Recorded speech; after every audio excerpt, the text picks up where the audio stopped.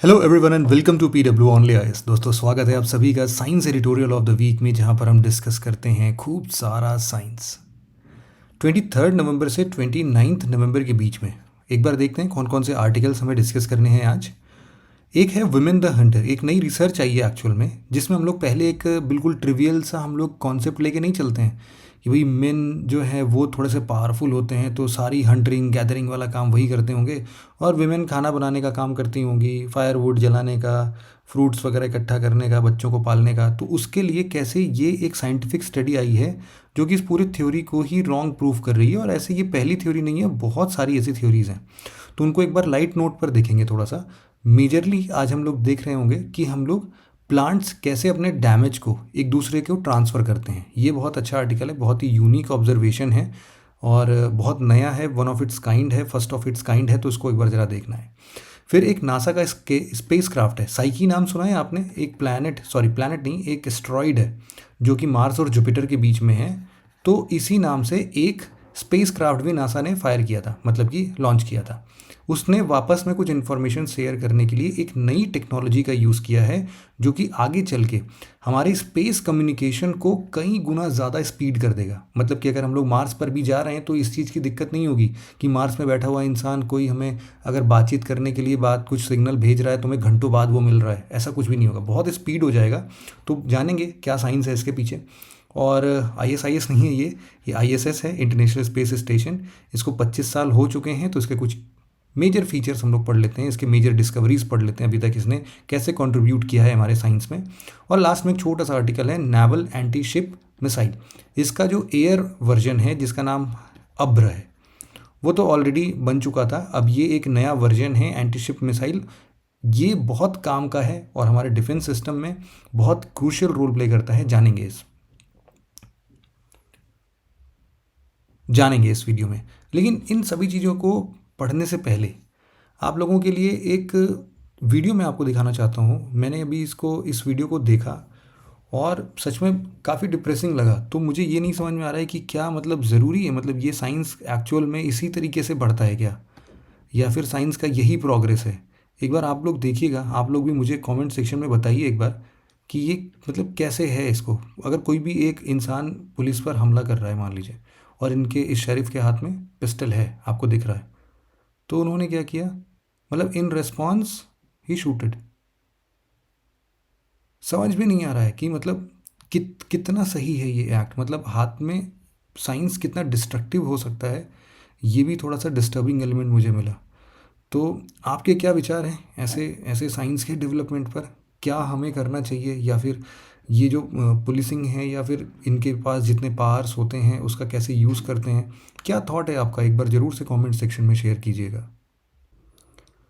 वैसे आपको अगर मेरे साथ जुड़ना है, बातचीत करना है और कुछ और भी डिस्कशन में चाहिए, तो मैं यहाँ पर एक्टिव होने वाला हूँ इस टेलीग्राम चैनल पर।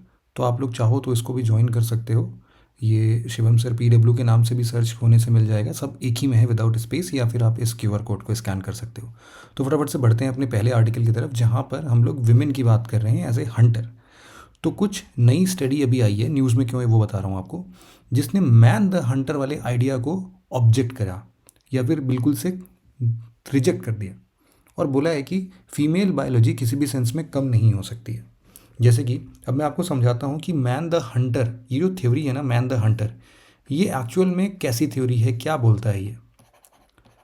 मैन द हंटर की अगर बात करते हैं तो बेसिकली इसका क्या कहना है, सिंपल भाषा में समझें तो पहले तो ये 1960s में पनपा एक आइडिया है, ठीक है। कुछ रिसर्च उस टाइम पर भी किए गए थे। तो इन्होंने ये बोला कि देखो, जितनी भी हमारी एनाटमी आज के डेट में डेवलप हुई है, वो यूजुअली इस बेसिस पर डेवलप हुई है कि मैन वॉज द हंटर। जैसे कि आप बोल सकते हो कि जो हमारी हंटिंग से शरीर में एडाप्टेशन आए हैं, उसी का नतीजा है हमारी आज के बॉडी की एनाटमी। मेन जो होते हैं वो ज़्यादा मसल्स वाले पर्सन होते हैं, ज़्यादा पावरफुल होते हैं। वुमेन जो कि घर में बैठ के अपना खाना पकाने का काम, बच्चों को देखने का काम करती हैं, तो स्ट्रेंथ उनका बॉडी का वीक होता है थोड़ा।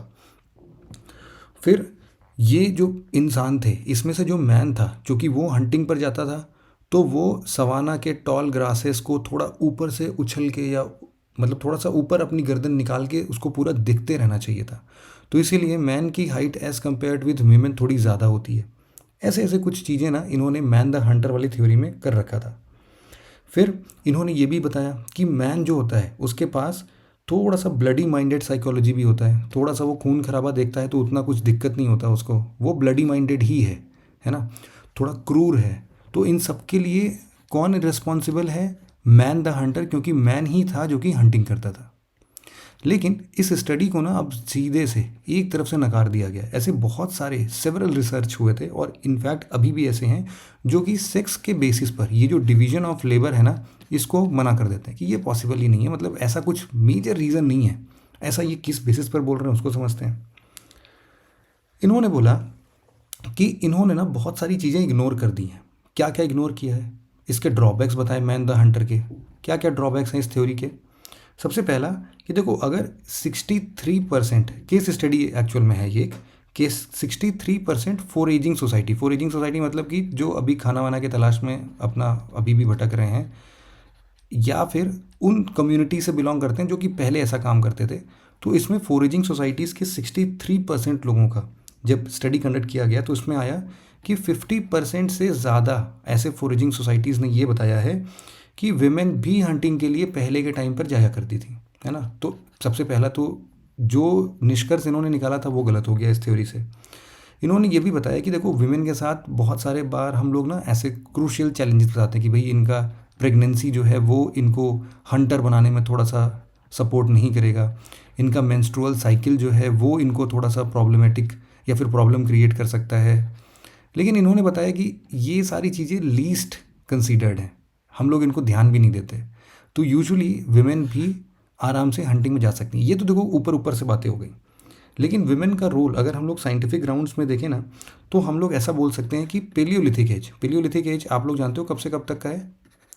ये आप बोल सकते हो अप्रॉक्सीमेटली 2.5 मिलियन ईयर्स पहले से लेके 10,000 ईयर पहले तक का है।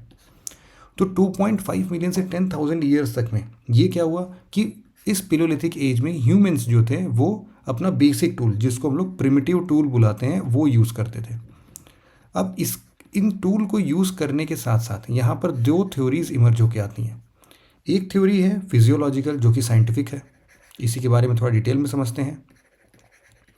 और एक तो वैसे देखो आर्कियोलॉजिकल भी है, इसको थोड़ा सा कम डिटेल में ही देखेंगे, लेकिन एक बार ऊपर ऊपर से देख लेते हैं ताकि हमारा कॉन्सेप्ट क्लियर रहे। तो फिजियोलॉजिकल वाले में क्या बोला कि देखो, सबसे पहले इस पूरे मैन द हंटर की थ्योरी में जो विमेन का एक हार्मोन सीक्रेट होता है जिसका नाम है एस्ट्रोजन, उसको कभी भी इन लोगों ने अपने स्टडी में लिया ही नहीं। एस्ट्रोजन हार्मोन बहुत सारी चीज़ों से साइंटिफिकली प्रूवन है कि ये हंटिंग में इनको सपोर्ट करेगा। कैसे कैसे देखो, एस्ट्रोजन हार्मोन के कारण विमेन के अंदर में, ये विमेन के अंदर ही हार्मोन सीक्रेट होता है, मैन के अंदर में टेस्टोस्टेरोन हार्मोन होता है। शायद ये आप लोगों ने इसका नाम पहले भी सुना होगा। तो एस्ट्रोजन हार्मोन जो होता है ना, ये इंड्योरेंस के लिए बहुत अच्छे से यूज़ होता है। इंड्योरेंस का क्या मतलब है? जिसमें देखो डट के सामना करना पड़ता है। जैसे कि आप अगर सिंपल सरल भाषा में आपको समझाऊं तो ये बताता है कि विमेन जो हैं वो मैराथन, या फिर हम ऐसा बोल सकते हैं कि मैराथनर्स हो सकती हैं, लंबे रेस का दौड़ घोड़ा, है ना। इनका जो वीकनेस है वो जल्दी नहीं आएगा। आप लोग को भी देखा होगा कि जिम में मसल बस्ट ज़्यादातर किसको होता है? मतलब मेन को होता है, आदमी लोग को होता है। विमेन मैराथनर्स हैं, इनके पास शक्ति ज़्यादा देर तक रह सकती है। दूसरा, एस्ट्रोजन इनको इस वे में कैटेगराइज करता है, और मेन को वो बोलता है कि मेन जो है देखो वो पावर लिफ्टर्स हैं, मतलब कि वो भारी सामान उठा तो सकते हैं लेकिन बहुत देर तक कोई काम नहीं कर सकते। तो इसीलिए इस बेसिक डिफरेंस से आप समझ सकते हो कि एस्ट्रोजन का रोल इनके हंटिंग में कितना इंपॉर्टेंट होता होगा। साथ ही साथ एस्ट्रोजन के और भी रोल्स हैं। एक तो इंड्योरेंस इनको बढ़ाता ही है, लेकिन साथ ही साथ इनके जो मोटर कंट्रोल्स होते हैं, मतलब कि आप देखोगे कि अगर कभी शांत ध्यान लगाने की बात आएगी, मोटर कंट्रोल्स या तो स्पीड की बात आएगी, तो उसमें विमेन ज़्यादा तेज होती हैं। साथ ही साथ अगर आप लोग इनके मेमोरी की बात करोगे तो फाइन मेमोरी एस्ट्रोजन क्रिएट करता है। ये कैसे क्रिएट करता है?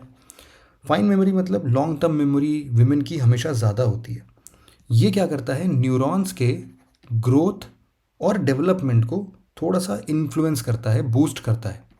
तो इसी वजह से एस्ट्रोजन के रहने से क्या होता है, ये न्यूरॉन्स जैसे ही बूस्ट होता है, आप आराम से अपनी मेमोरीज को और स्ट्रेंथन कर सकते हो। तो ये सारे रीज़न है। प्लस एक और बहुत इंपॉर्टेंट है, एस्ट्रोजन एक और काम करता है, वो है फैट मेटाबॉलिज्म। इसका क्या मतलब है? देखो इसमें क्या कहता है कि हमारे शरीर में एनर्जी कहाँ से मिलती है? या तो फैट से मिलती है या तो कार्बोहाइड्रेट से मिलती है ना। लेकिन आपको अगर एनर्जी चाहिए ना तो फैट से ज़्यादा एनर्जी मिलती है। और एस्ट्रोजन हार्मोन इस तरीके से विमेन की मदद करता है कि जब भी उनको एनर्जी की ज़रूरत होगी तो वो फैट कंज्यूम पहले करेगा, मतलब कि फ़ैट को पहले यूज़ करेगा। फैट में ज़्यादा कैलोरी पर ग्राम होता है एज़ कम्पेयर टू कार्बोहाइड्रेट। तो इसीलिए आप ऐसा बोल सकते हो कि फ़ैट चूँकि पहले कंज्यूम होता है तो इनके पास एनर्जी ज़्यादा देर तक बनी रहेगी।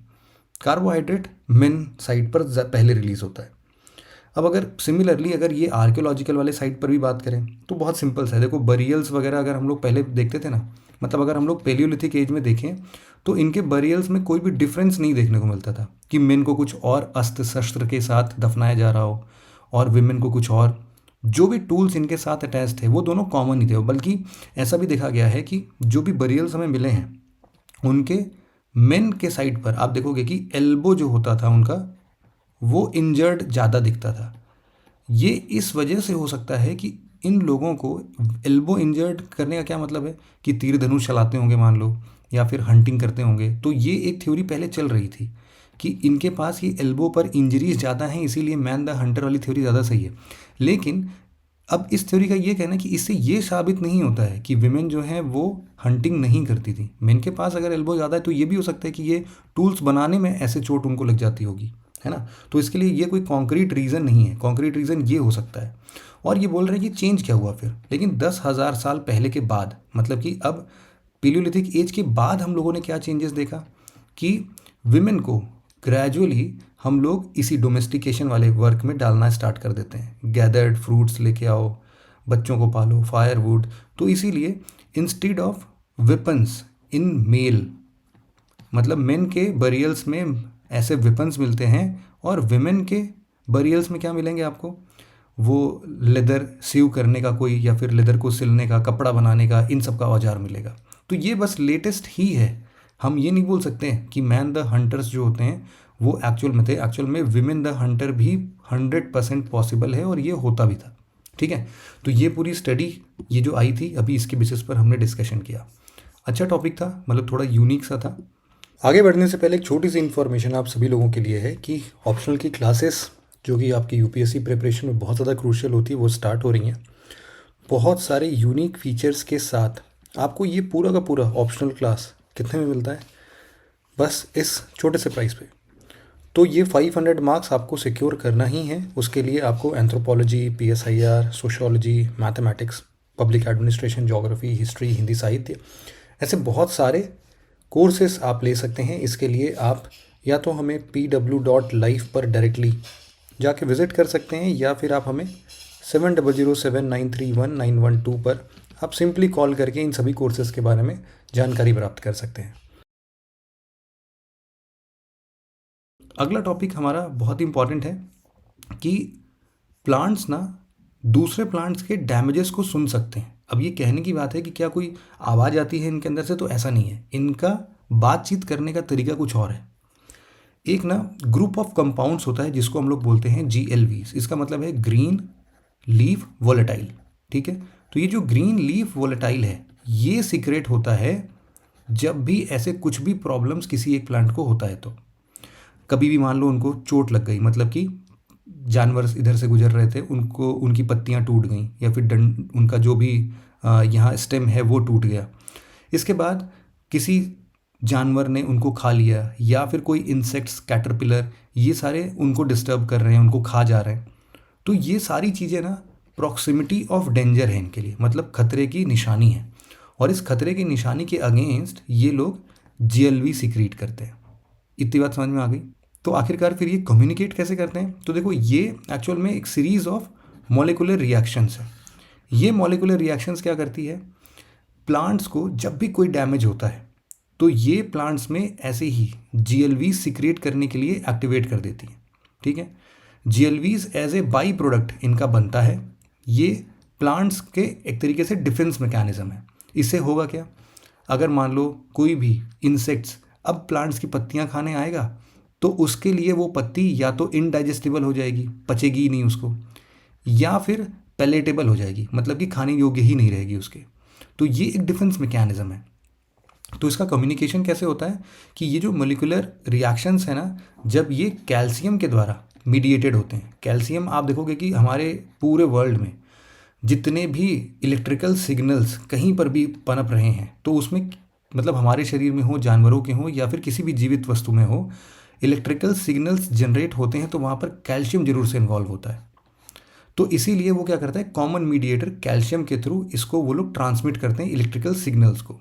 अब ये कैसे होता है, यहाँ पर देखना आप इस डायग्राम से देखते हैं। यहाँ पर आपको एक और टर्म पता होना चाहिए जिसको हम लोग बोल सकते हैं एलेलोपैथी या फिर एलेलोकेमिकल, इसमें यूज़ होता है। एलेलोपैथी एक ऐसा साइंस है जहाँ पर प्लांट्स के स्टेम्स, लीव्स, ये सब एलेलोकेमिकल्स रिलीज करते हैं, जिससे कि सामने वाले प्लांट को मारने की पूरी क्षमता होती है एलेलोकेमिकल्स के अंदर में। ठीक है, तो जब भी ऐसा कोई भी इंसेक्ट या फिर कुछ भी ऐसा खतरा जब इनके पास आता है तो एलेलोकेमिकल्स रिलीज होते हैं। ये एलेलोकेमिकल्स अपने नेबरिंग वाले प्लांट पर भी इफेक्ट करते हैं। क्यों? क्योंकि ये सामने वाले प्लांट को भी मारने जैसा सिंबल देंगे कि नहीं। तो जब भी ये ऐसा होता है तो ये क्या करते हैं, ये ऐसे एलेलोकेमिकल सिक्रेट करते हैं। ये डोनर प्लांट होगा और ये रिसीवर प्लांट इधर वाले प्लांट से एलेलोकेमिकल्स रिसीव करेगा थ्रू सॉइल माइक्रोब्स, और इसको भी समझ में आ जाएगा कि हाँ कुछ तो गड़बड़ चल रहा है, और इनफैक्ट ये भी इसी तरीके से परफॉर्म करेगा, आगे के प्लांट्स को ट्रांसमिट करेगा। तो इसी पूरे सीक्वेंस को ये बोल रहे हैं कि प्लांट्स जो है वो कम्युनिकेट भी कर सकते हैं। इसके लिए साइंटिस्ट ने क्या किया, एक एक्सपेरिमेंटल सेटअप लिया। इन्होंने मस्टर्ड प्लांट के जीन्स में कुछ इंसर्ट किया, जिससे कि क्या होता कि जब भी प्लांट्स में कैल्शियम अगर सामने आएगा तो प्लांट थोड़ा सा ग्लो करने लगेगा, है ना। तो बहुत इजी हो गया। तो इन्होंने देखा कि जब भी ऐसा हो रहा है कि प्लांट्स को कोई कैटरपिलर या फिर कोई भी इंसेक्ट खा जा रहा है तो ये ग्लो कर रहा है, किसी ने इसकी पत्ती तोड़ दी तो भी ग्लो कर रहा है। तो मतलब क्या है कि इन सभी रिस्पॉन्सेस के अगेंस्ट प्लांट्स जो होते हैं वो एक, आप बोल सकते हो, इलेक्ट्रिकल सिग्नल रिलीज करते हैं कैल्शियम के फॉर्म में, जो कि अलग अलग ऐसे एलेलो केमिकल्स को रिलीज करते हैं और फिर ये दूसरे प्लांट को कम्युनिकेट हो जाता है। डन है ये।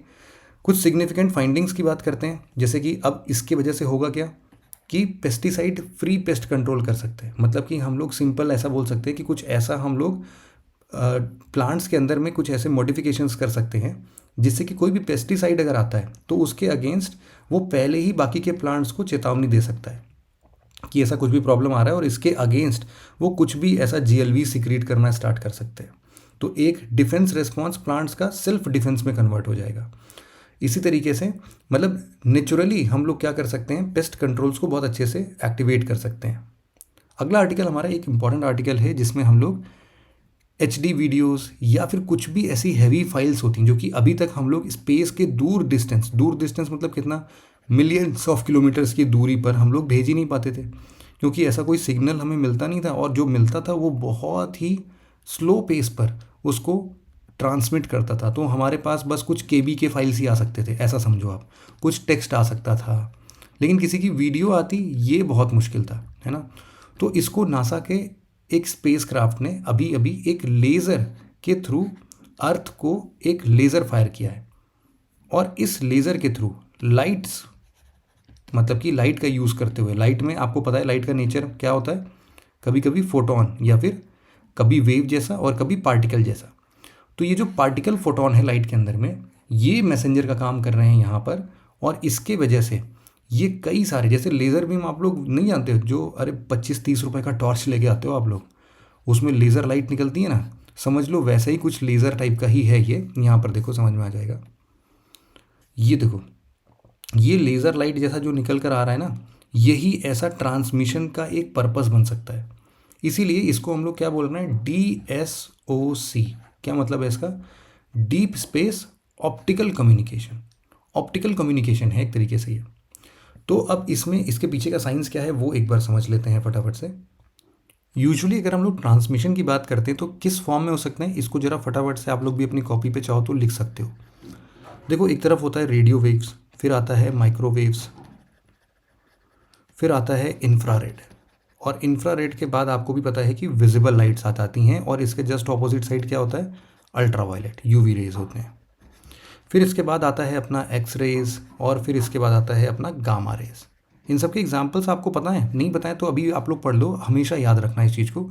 रेडियो वेव्स जो होते हैं ना, जैसे नाम से सजेस्ट हो रहा है कि अपना जो रेडियो विविध भारती सब सुनते हो ना, तो एएम रेडियो जो होते हैं उनके जैसा ही है ये, वही वाला वेव को रेडियो वेव्स बोलते हैं। और मेजॉरिटी ऑफ द कम्युनिकेशंस जो होते हैं वो इन्हीं रेडियो वेव्स की वजह से ही होते हैं। क्यों होते हैं अभी वो भी डिस्कस करते हैं। फिर माइक्रोवेव, एक तो देखो माइक्रोवेव ओवन में हम लोग यूज़ करती हैं, और सिंपली जब हम लोग एयरक्राफ्ट्स वगैरह देखते हैं ना, तो वहाँ के भी कम्युनिकेशन में हम लोग माइक्रोवेव्स का यूज़ करते हैं। तो एयरक्राफ्ट कम्युनिकेशन बोल सकते हो। इंफ्रारेड का यूज़ कब करते हैं? जो आपके घर में टीवी की रिमोट्स होते हैं ना, ये सब के सब क्या इंफ्रारेड यूज़ करते हैं। या फिर आपने देखा होगा कि आपके घरों में या फिर किसी शॉप्स में नाइट विजन कैमरा लगे होते हैं, है ना। तो नाइट विजन कैमरा या आजकल के टाइम पर नाइट विजन गॉगल्स आ रहे हैं, ये सब क्या है? ये सब इंफ्रारेड यूज़ करते हैं। फिर विजिबल लाइट में हमें पता ही है, 7 रंगों में सुंदर ये धरती जो दिख रही है या फिर अपने चारों तरफ जो भी हम देख पा रहे हैं, वो सब हमारा क्या है? विजिबल रेंज का है। यूवी रेस क्या है? सन के थ्रू आती है, आपको पता ही है ना। फिर एक्स रेस क्या है? एक्स रेस तो वैसे आप लोग कराते हो, लेकिन इसके अलावा इसका और भी एप्लीकेशन ऐसे देख सकते हो कि जब भी आप लोग एयरपोर्ट पे या फिर किसी भी जगह पर मेट्रो पे चढ़ते हो, तो वो लोग आपका पूरा बैग स्कैन करते हैं ना, तो स्कैनर में इसको यूज़ करते हैं, मतलब सिक्योरिटी स्कैनर में इसको एक्सरे को ही यूज़ करते हैं। फिर इसके बाद गामा रेस। गामा रेस का भी यूजुअली देखो एक पैट स्कैनर होता है, उन सब में हम लोग यूज़ कर लेते हैं, और ये थोड़ा सा मतलब रेडियो एक्टिव एलिमेंट्स का यूज़ करते हैं। पॉजिट्रॉन एक्चुअल में होता है इसमें, तो वो भी मोर और लेस स्कैनिंग पर्पस से ही यूज़ हो सकता है। तो इन सभी वेव्स को आप इस तरीके से क्लासीफाई कर सकते हो। अगर आपको डायग्राम बनाना है तो आप इसको इस तरीके से रिप्रेजेंट कर सकते हो। फिर ये जैसे जैसे बढ़ते जाएंगे ना, इनका जो वेवलेंथ है वो कम होता जाएगा, और ये कुछ देर में बिल्कुल बिल्कुल पास पास हो जाएंगे। तो अब देखो यहाँ पर हम लोग बोल रहे हैं कि वेवलेंथ ज़्यादा है, और यहाँ पर बोल रहे हैं हम लोग कि फ्रीक्वेंसी ज़्यादा है। तो जितना ज़्यादा फ्रीक्वेंसी, देखो 3 टर्म्स होते हैं समझना। एक होता है वेवलेंथ, दूसरा होता है फ्रीक्वेंसी, और तीसरा होता है एम्पलीट्यूड। क्या मतलब है इसका? कोई भी वेव है मान लो, है ना, एक्स और वाई एक्सिस पर हम लोग जब ये वेव लिखते हैं, तो जब भी एक वेव अपना पूरा एक ऑसिलेशन कंप्लीट करता है, उस ऑसिलेशन में एक अपना ऊपर वाला साइड जो होता है इसको हम लोग बोलते हैं क्रस्ट, और जो नीचे वाला साइड होता है इसको हम लोग बोलते हैं ट्रफ। तो जब भी एक क्रस्ट और एक ट्रफ ये पूरा कंप्लीट कर जाता है, तो ये बनता है इस पूरे वेव का वेवलेंथ। ठीक है। फ्रीक्वेंसी क्या है?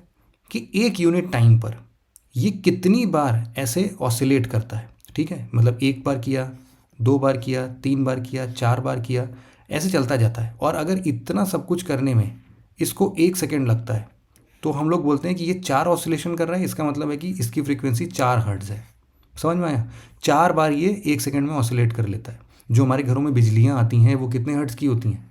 50 हर्ट्ज़ के आसपास की होती हैं। ठीक है, तो 50 हर्ट्ज़ का क्या मतलब है कि जो उनका ऑल्टरनेटिंग करंट का वेव बनता है वो 50 बार ऊपर और 50 बार नीचे जाता होगा, मतलब 50 बार अपने ऑसिलेशन को कंप्लीट करता है। मतलब 50 बार लाइट्स जलती हैं और 50 बार लाइट्स बुझती हैं। इतनी तेज होती है 1 सेकेंड में 100 बार ये चीज़ें कि हमें पता ही नहीं चलती हैं, है ना।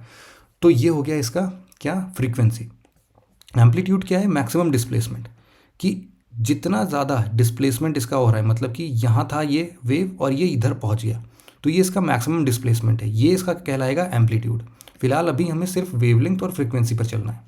तो देखो जितना ज़्यादा वेवलेंथ, उसका कम्युनिकेशन स्पीड जो होगा वो उतना तेज होगा। क्योंकि सोचो ना कि इसका फ्रीक्वेंसी ज़्यादा है, तो 1 सेकेंड में पहुँचने के लिए इसको कितनी बार ऑसिलेट करना पड़ेगा, और अगर 1 सेकेंड में ये 2 ही 4 बार ऑसिलेट कर रहा है तो ये जल्दी पहुँच जाएगा, है ना। तो इसीलिए हम लोग क्या करते हैं कि दूर दराज से कम्युनिकेशन के लिए हम लोग हमेशा ऐसे बड़े वेव्स जिनका वेवलेंथ ज़्यादा होता है, रेडियो वेव्स टाइप, इनका यूज़ करते हैं। बहुत सारी जगहों पर इंफ्रारेड का भी यूज़ होता है या फिर माइक्रोवेव का भी यूज़ होता है। बट अब इन्होंने क्या किया है, जो एक्सपेरिमेंट कंडक्ट किया है वो एक्चुअल में एक लेज़र बीम है। लेज़र यूजुअली क्या होता है? इंफ्रारेड जैसा होता है कुछ, ठीक है। और कभी कभी जो हम लोग अपने 35-40 रुपये वाला लेज़र लेके आते हैं वो विजिबल रेंज वाला लेज़र होता है। तो इन दोनों के बीच का कुछ एक रेंज है, इंफ्रारेड और विजिबल के रेंज का। इनके बीच में कुछ एक सिस्टम इन्होंने बनाया है लेज़र का, और उसके थ्रू कम्युनिकेशन करके कुछ ब्रेक थ्रू अचीव किया है।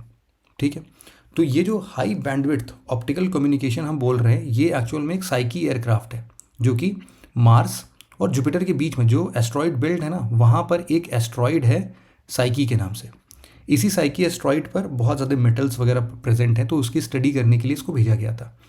वहाँ से उसने कुछ इन्फॉर्मेशन वापस शेयर किया है, तो उसको बोल रहे हैं हम लोग लूनर लेज़र, सॉरी सिर्फ और सिर्फ लेज़र कम्युनिकेशंस। लेज़र कम्युनिकेशन के साथ साथ 2013 में भी लूनर लेज़र कम्युनिकेशन का इस्तेमाल किया था नासा ने, जिसमें कि एक छोटे डिस्टेंस पर, मतलब अपने अर्थ से लेकर मून तक के बीच की दूरी को ही ट्रैवल करने के लिए या फिर इन्हीं के बीच में डेटा ट्रांसफ़र करने के लिए ऐसी टेक्नोलॉजी का कुछ इस्तेमाल किया गया था। यहाँ पर एक बात और समझने वाली है कि जब भी हम लोग वेवलेंथ ज़्यादा वाले की बात करते हैं, तो जिसका वेवलेंथ जितना ज़्यादा रहेगा वो एटमॉस्फियर को चीरता हुआ उतनी तेज़ी से जल्दी से निकल जाएगा।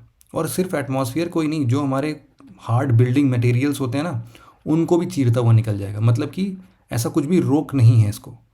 दूसरा बेनिफिट ये होता है कि अगर कुछ भी कॉर्नर इसको मिलता है ना, तो वहाँ से ये बेंड होने की टेंडेंसी भी रखता है, तो बेंडिंग पावर भी होती है। लेकिन जिसकी फ्रीक्वेंसी ज़्यादा होती है वो बेंड नहीं करता है, वो स्कैटर कर जाता है, और स्कैटर करने से उसकी स्ट्रेंथ जो है वो वीक हो जाती है, तो सिग्नल पहुँच ही नहीं पाता है। ठीक है, तो इसीलिए इसको कम्युनिकेशन में यूज़ ना करके हम लोग ज़्यादा वेवलेंथ की वेव्स को यूज़ करते हैं, जिसमें रेडियो वेव्स हमेशा काम आती है हमारे। ये बात इतनी समझ में आ गई ना। अब देखो, जो ये DSOC हम यूज़ कर रहे हैं ना, डीप स्पेस ऑप्टिकल कम्युनिकेशन को, इससे हमारी जो ट्रांसमिशन स्पीड है वो अप्रॉक्सीमेटली 10 टाइम्स फास्टर हो जाएगी। ठीक है, अब 10 टाइम्स फास्टर होने का क्या मतलब है कि मान लो अर्थ है और ये मून है, और हम इस पर एक सिग्नल भेजते हैं, जाने में इसको लगते हैं 30 सेकेंड, और वहाँ से रिटर्न होके आने में भी लगते हैं 30 सेकेंड। मतलब कि हमने जो भी सिग्नल भेजा उसका रिस्पॉन्स हमें 1 मिनट के बाद मिल रहा है। 10 टाइम्स फास्टर का मतलब 3 सेकंड में जाएगा, 3 सेकंड में आएगा, मतलब 6 सेकंड में ही हम लोग को तुरंत के तुरंत सिग्नल रिसीव हो जाएगा। मतलब आप कहाँ 1 मिनट तक वेट कर रहे थे और कहाँ 6 सेकंड में काम हो जा रहा है। और सोचो कि जब बड़े टाइम की बात कर रहे होंगे, 6 घंटे और 6 मिनट की, तो ये कितनी बड़ी चीज़ है ना। कहाँ पर 6 घंटे लग रहे हैं और कहाँ पर 6 मिनट लग रहा है, तुरंत ही काम हो जा रहा है। तो कितना ईजी है ये चीज़ देखना, है ना। तो इसका और क्या एप्लीकेशन हो सकता है, देखो रिवॉल्यूशनरी तो है बहुत ज़्यादा। इससे हम लोग क्या यूज़ कर रहे हैं, नियर इंफ्रारेड वेवलेंथ का यूज़ करके फोटॉन्स के थ्रू हम लोग ट्रांसमिशन कर रहे हैं। बस इसमें चैलेंज क्या है, चैलेंज ये आता है कि आपको बहुत ही प्रिसाइसली उसको फोकस करके लाना पड़ता है। जैसे कि आप लोग लेज़र लगाते हो, तो लेज़र कैसा, एक बिल्कुल एक पतली रे निकलती है सामने, तो मतलब अगर ऑब्जेक्ट कहीं पर भी इधर उधर रहा तो उसको सिग्नल रिसीव ही नहीं होगा फिर तो एक सबसे बड़ा चैलेंज यही है कि अगर हमारा स्पेसक्राफ्ट सिग्नल एक सीधी लाइन में भेजता है, तो उसको बहुत सही निशाना लगा के बिल्कुल वो भेजना पड़ेगा लेज़र, तभी वो हम रिसीव कर पाएंगे। और इसके लिए हमें एक और कैपेसिटी डेवलप करनी पड़ेगी कि हम क्या करें कि जो भी लेज़र या फिर लेज़र भेजने वाला जो भी डिवाइस स्पेसक्राफ्ट में लगा है, जब भी वो ऐसा ट्रांसमिशन करे, तो वो इस स्पेसक्राफ्ट के टर्बुलेंस को अपने साथ लेके ना चले, उससे हट के या फिर उससे डिटैच होके ये लेज़र लाइट फोकस करे। और साथ ही साथ हमारे अर्थ सरफेस पर भी कुछ ऐसा डिवाइस होना चाहिए जो कि मूवेबल हो, जो कि अगर 6 किलोमीटर 10 किलोमीटर दूर भी अगर कहीं पर भी गिर रहा है वो रेस, तो उसको वहाँ तक तुरंत ही जाके कैच करे और वहाँ से फिर ट्रांसमिट कर दे हमें। तो ये वाला थोड़ा कैच करने वाला है कि किसी ने बॉल फेंक तो दिया है, लेकिन अर्थ पर वो पता नहीं कहाँ गिर रहा है, तो उसको कैच करने की क्षमता भी हमारे पास होनी चाहिए। तो उसके लिए प्लेयर्स की जगह पर हम लोग कुछ ऐसा ड्रोन टाइप का कुछ यूज़ कर सकते हैं जो कि सिग्नल को तुरंत ही वहाँ पर जाके कैच कर सके। तो ये भी बात ईजी थी। इसके साथ साथ सोचो कि अब जब भी हम लोग मार्स वगैरह पर जाएंगे, तो हम लोग को कम्युनिकेट करना कितना ईजी हो जाएगा इसके लिए, है ना। हमारा अगला article international space station ISS के 25 साल हो गए हैं इसके ऊपर है। तो कुछ बेसिक इन्फॉर्मेशन फटाफट से ले लेते हैं कि सबसे पहले आपको पता होगा कि ये ISS जो है ना, ये मल्टी नेशनल प्रोजेक्ट है, मतलब कि किसी एक देश का नहीं है ये। इसमें USA का नासा, रशिया का Roscosmos, European space agency Europe का, इसके बाद कनाडा, जापान का जाक्सा, ये सब भी इन्वॉल्व होके, मतलब 4-5 कंट्रीज इन्वॉल्व होके इस ISS को कंस्ट्रक्ट कर चुके हैं। 1998 से स्टार्ट किया गया था और टोटल ऐसे 42 स्पेस मिशंस भेजे गए थे, तब जाके ये पूरा इंटरनेशनल स्पेस स्टेशन हमारा कनेक्ट हुआ था।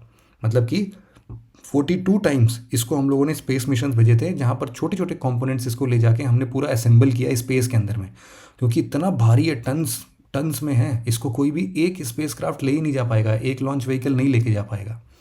तो इसीलिए बारी बारी से भेजा गया। तो टोटल कितने साल लगे आप गिन सकते हो यहाँ पर, टोटल लगभग 13 साल लगे कुछ और इंपॉर्टेंट फैक्ट्स जानते हैं इसके बारे में कि इसकी स्पीड जो है खतरनाक है। 8 किलोमीटर पर सेकंड की स्पीड में ये एक अर्थ का रिवॉल्यूशन 90 मिनट्स में कवर कर लेता है। मतलब आप कैलकुलेट कर सकते हो कि 24 घंटे में ये कितने रिवॉल्यूशन अर्थ के लगाता होगा। लो अर्थ ऑर्बिट में इसको हमने रखा है लगभग अर्थ से 430 किलोमीटर ऊपर है अपना। सबसे पहला सेगमेंट जब इसका लॉन्च हुआ था 1998 नवंबर 20 में, तब उस टाइम पर एक जारिया कंट्रोल मॉड्यूल था रशिया के द्वारा, वो भेजा गया था और उसके बाद 42 असेंबली फ्लाइट्स पूरे भेजे गए। बहुत सारी डिस्कवरीज हुई हैं एक्चुअल में, यहाँ पर मैं आपको दिखाना चाहूँगा 20 ब्रेक थ्रूज। ये 20 ईयर्स का ही डेवलपमेंट है, नासा के साइट पर ये पूरा बना हुआ था। तो ऐसे बहुत सारे हैं कि आप देखो स्टीडी बर्निंग कूल फ्लेम्स, या फिर देखो यहाँ पिक्चर के साथ देखते हैं कि क्या हुआ कि कैंसर थेरेपी हमने फाइंड आउट करने की कोशिश की। कूल फ्लेम्स कैसे बर्न होते हैं ये पता चला कि भाई फ्लेम्स बर्न, मतलब कि एक ऐसा फ्लेम भी इन्होंने निकाला कि जो जलते हुए दिखाई तो नहीं दे रहा था बट वो हीट पूरा इमिट कर रहा था। तो ऐसे कुछ cool scientific experiments, water purification का बिल्कुल नया तरीका। जितने भी यहाँ पर एस्ट्रोनॉट जाते हैं ये पानी का पूरा ऐसा इकट्ठा करके थोड़े लेके जाते होंगे, ये अपनी ही बॉडी वेस्ट से या फिर एटमॉस्फेयर से कुछ तो कलेक्ट करते हैं और 93% तक अपने ही बॉडी वेस्ट को वाटर के फॉर्म में प्योरीफाई कर लेते हैं। तो मतलब कहीं पर भी आप आइसोलेटेड फॉर्म में जा रहे हो तो आप आराम से ऐसे वाटर प्योरीफिकेशन टेक्निक को यूज़ कर सकते हो। कुछ प्रोटीन क्रिस्टल बना के हम लोगों ने ड्रग्स के लिए यूज़ किया। मसल एट्रोपी को हमने थोड़ा सा समझा, क्योंकि जहाँ पर भी एस्ट्रोनॉट्स वहाँ जाते थे उनके मसल्स पूरे स्ट्रेन हो जाते थे, तो उनसे भिड़ने के लिए हम लोग क्या कर सकते हैं। फिर फिफ्थ स्टेट ऑफ मैटर को पहली बार हम लोगों ने ISS के अंदर ही स्पेस के अंदर ले जाके जब हम लोग एक्सपेरिमेंट कर रहे थे तो वहाँ पर हमने किया था। फिर इसके बाद कैसा बॉडी चेंज होता है माइक्रो ग्रेविटी के अंदर, मतलब कि जब हम लोग ग्रेविटी से बाहर चले जाते हैं या फिर अर्थ के ग्रेविटी में ऊपर पूरा गोल गोल चक्कर लगाते हैं, तो उस टाइम पर हमने देखा कि ये जो चिन्ह है वो थोड़ा अंदर की तरफ चला जाता है, आई सॉकेट जो है वो थोड़े अंदर की तरफ आ जाते हैं। तो बॉडी चेंज कैसे होता है, उसके अगेंस्ट कैसे फाइट कर सकते हैं। टिश्यू चिप स्पेस में हम लोगों ने डेवलप करने की कोशिश की।